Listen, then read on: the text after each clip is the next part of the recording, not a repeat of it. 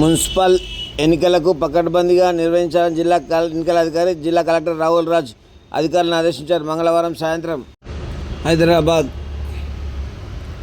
నుండి రాష్ట్ర ప్రభుత్వ ప్రధాన కార్యదర్శి రామకృష్ణారావు, డీజీపీ శ్రీధర్ రెడ్డితో పాటు మున్సిపల్ ఎన్నికల నిర్వహణపై రాష్ట్ర ప్రధాన ఎన్నికల అధికారిని రాణి కుముదిని జిల్లా కలెక్టర్తో వీడియో కాన్ఫరెన్స్ నిర్వహించారు.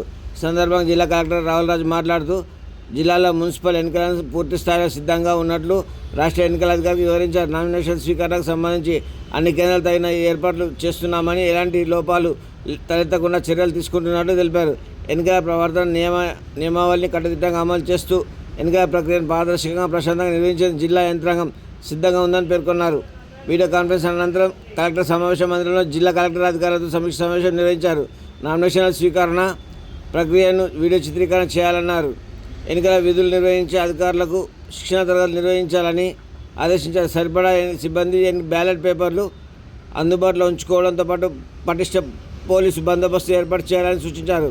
అధికారులంతా సమన్వయంతో పనిచేసి ఎన్నికల ప్రక్రియను సజావుగా పూర్తి చేయాలని ఆదేశించారు. సమావేశంలో జిల్లా ఎస్పీ శ్రీనివాసరావు, అదనపు collector Nagesh, ZP CEO Ellaiah, DRDA PD Srinivasarao, డిఎస్పీలు, జిల్లా సైన్స్ అధికారి రాజిరెడ్డి, మున్సిపల్ కమిషనర్లు, ఎన్నికల అధికారులు, ఇతర అధికారులు తదితరులు పాల్గొన్నారు.